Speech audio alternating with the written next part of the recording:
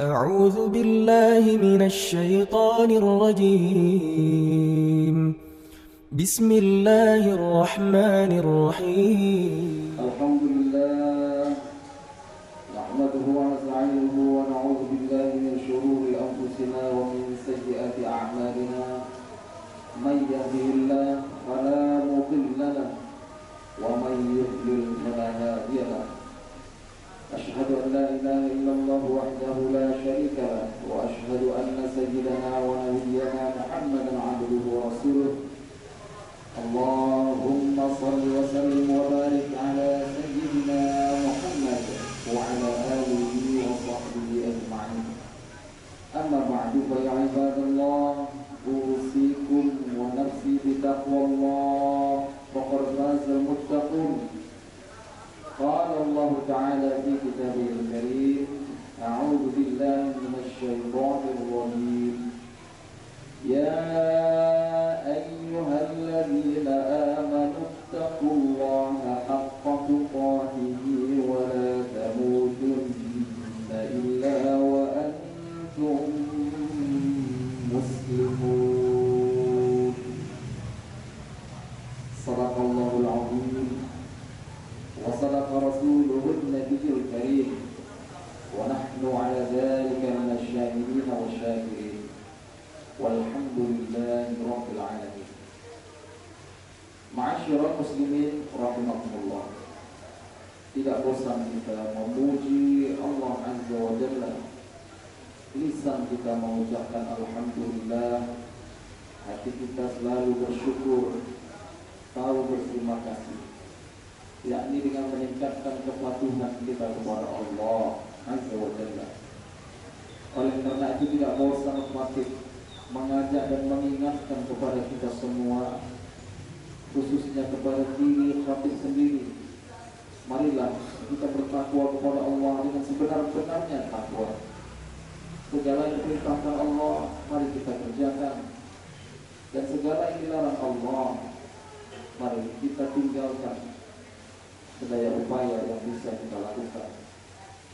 Karena sesungguhnya kemuliaan manusia dalam penilaian Allah adalah ketakwaannya.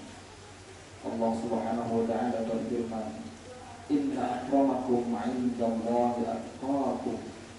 Sesungguhnya yang paling mulia di antara kamu adalah yang paling bertakwa. Dan juga dalam kehidupan dunia yang singkat ini, kita juga diperintahkan Allah untuk berbekal dengan takwa. Karena sebaik-baik bekal adalah takwa. Allah berfirman tentang hal ini di dalam Al-Qur'an Al-Karim, "Wa tazawwadu fa inna khairaz zadi taqwa." Berbekallah kalian, sesungguhnya sebaik-baik bekal adalah takwa. Oleh karena itu, ma'asyiral muslimin rahimakumullah, marilah kita berusaha sekuat tenaga kita menjadi hamba Allah yang bertakwa. Ma'asyiral muslimin rahimakumullah, dalam kesempatan khutbah yang singkat ini, khatib ingin mengajak kepada kita semua untuk merenungkan firman Allah di dalam Al-Qur'anul Karim, surah An-Nahl ayat 120 sampai 122. Ayat ini kita coba kontekstualisasi sesuai dengan momentum yang sesaat lagi akan kita nikmati, yakni syukur kita atas kemerdekaan bangsa Indonesia yang insya Allah akan dilaksanakan yang ke-78. Ma'asyiral muslimin rahimakumullah, ayat ini menceritakan tentang sosok teladan yang bernama Nabi Ibrahim alaihissalam. Allah Subhanahu wa ta'ala menjadikan Nabi Ibrahim sebagai teladan, dan Allah jelaskan beberapa sifat Nabi Ibrahim berdasarkan ayat ini, yang insya Allah kita akan coba lihat satu persatu sehingga bisa pula kita teladani. Allah Subhanahu wa taala berfirman, "A'udzubillahi minasyaitonir rajim. Inna Ibrahim kana ummatan qanitan lillah, hanifan wa lam yakun minal musyrikin, syakiran li an'amih, ijtabahu wa hadahu ila siratin mustaqim, wa atainahu fid dunya hasanah wa innahu fil akhirati laminas shalihin." Artinya sesungguhnya Ibrahim itu adalah seorang imam, pemimpin yang dapat diteladani.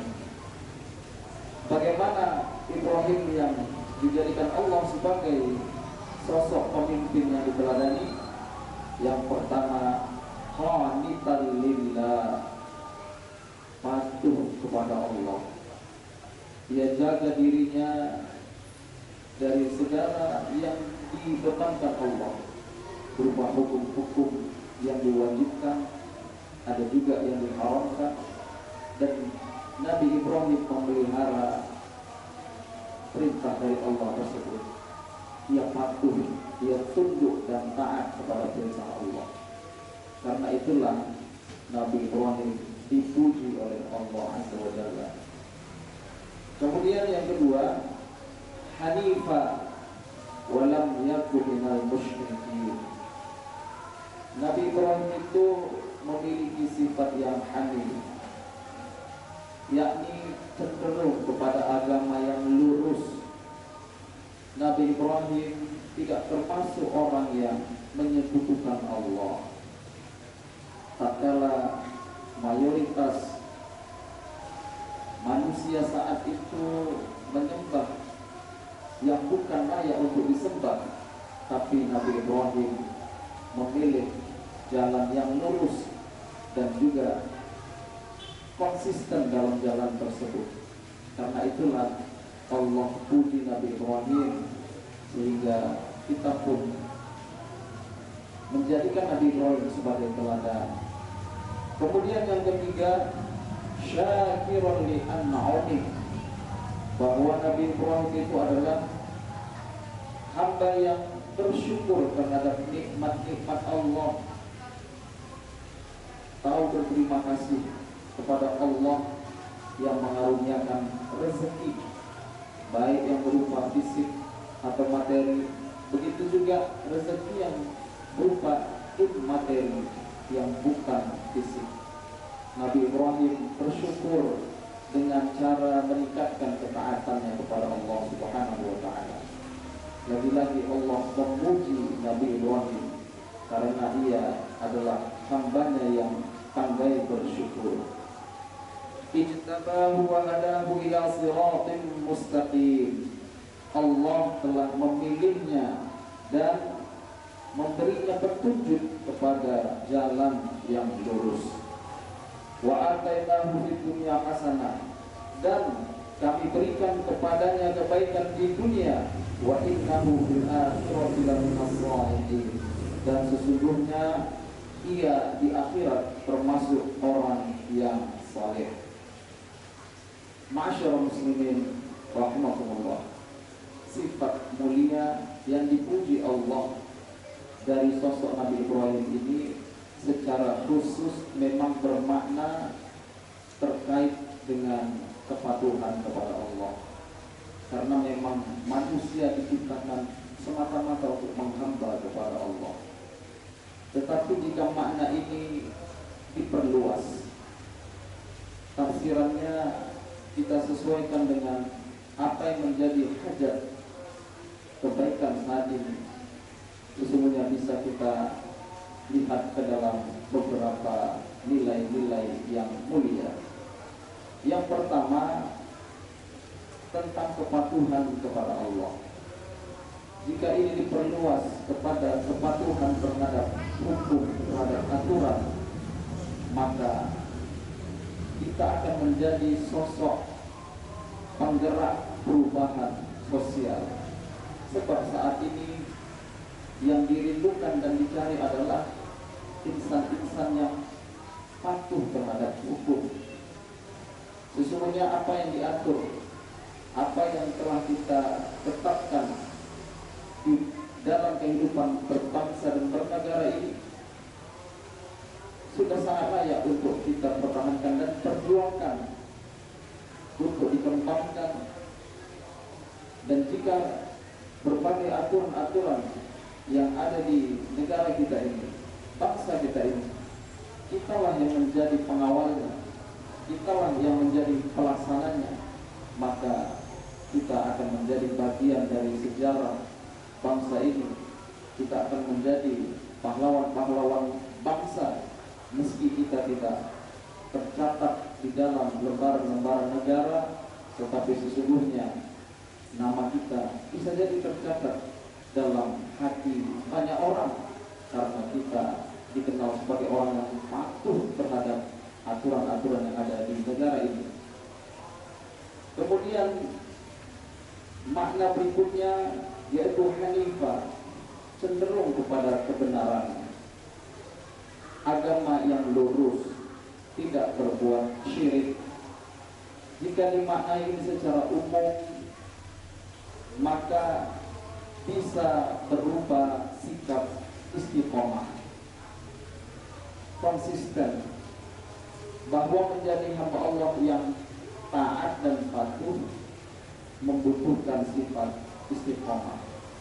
Sebab dalam kehidupan kita tidak terlepas dari adanya pengaruh-pengaruh, adanya kuasa-kuasa yang menekan kehidupan kita. Bisa jadi pengaruh itu untuk condong kepada kebatilan datang dari atas, bisa juga datang dari bawah, bisa dari kanan atau kiri, dari depan dan belakang. Jika tidak istiqomah, maka jatuhlah kita dalam kehinaan. Dan Nabi Ibrahim, beliau memiliki sifat yang cenderung kepada agama yang lurus. Sampai akhir hayatnya dia tetap istiqomah dalam agama yang lurus. Maka kita pun jika ingin meneladani sosok Nabi Ibrahim alaihissalam dari sisi kelurusannya ini, maka istiqomahlah kita dalam kebenaran. Jika kita telah mengetahui kebenaran yang qat'i, yang pasti, yang tidak ada perselisihan di kalangan umat manusia bahwa itu benar, maka istiqomahlah berada di dalam posisi itu. Karena jika kita istiqomah, kita pun akan menjadi bagian sejarah, sebagaimana Nabi Ibrahim menjadi bahan pembicaraan di hampir semua agama. Kemudian yang ketiga, ma'asyiral muslimin rahimakumullah, syakiran li an'ami, menjadi hamba Allah yang pandai bersyukur. Jika dimaknai ini secara luas, orang yang bersyukur ini adalah orang yang tahu berterima kasih. Jika diberikan sesuatu, maka sesuatu yang diberikan itu akan dipergunakannya sesuai dengan yang disenangi oleh yang memberi. Sebagai ilustrasi, ma'asyiral muslimin rahimahullah, seorang menitipkan rumah, lalu kemudian orang yang menerima titipan tadi, dijaganya rumah itu, bukan hanya sekedar dijaga, ia bersihkan dan ia juga pelihara dengan baik. Jika ada yang rusak, ia perbaiki.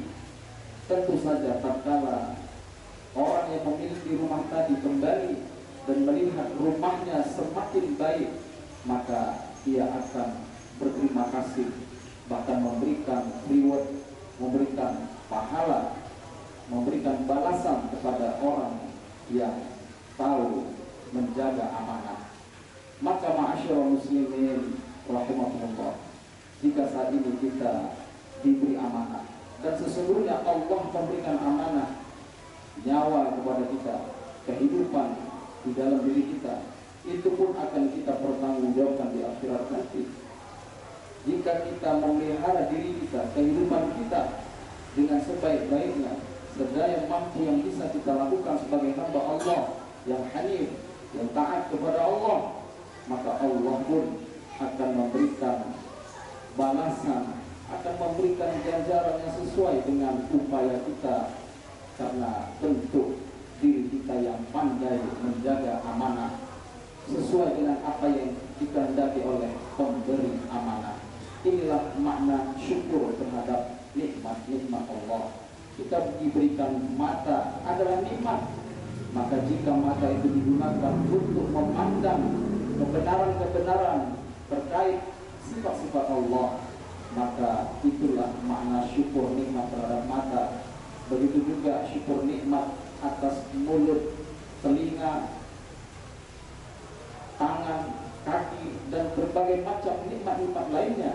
Jika kita gunakan semua nikmat itu sesuai dengan kehendak Allah yang memberi nikmat, maka Allah akan senang, gembira, bangga terhadap hambanya yang tahu bersyukur terhadap nikmatnya.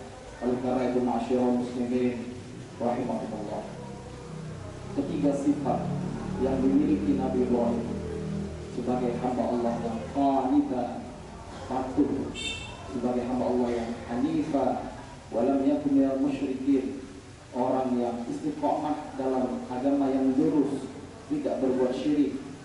Yang ketiga, syakirul an'ami, hamba Allah yang tahu bersyukur terhadap nikmat Allah, menjadikan derajat Nabi Ibrahim sampai saat ini disebut-sebut, bahkan sampai akhir zaman nanti nama Nabi Ibrahim pun tetap akan disebut-sebut sebagai orang-orang yang saleh. Oleh karena itu, jika kita meneladani ketiga sifat itu, mudah-mudahan Allah juga menjadikan diri kita menjadi orang yang dikenang kebaikannya, menjadi bagian dari sejarah peradaban kemanusiaan, dan insya Allah puncaknya di akhirat nanti kita ditempatkan di dalam kelompok hamba-hambanya yang saleh, sebagaimana para umat terdahulu, para pimpinan terdahulu, pada Nabi dan Rasul sebelumnya yang juga dilimpahkan Allah nikmat bersama orang-orang yang saleh. Mudah-mudahan bermanfaat dan Allah memberkati.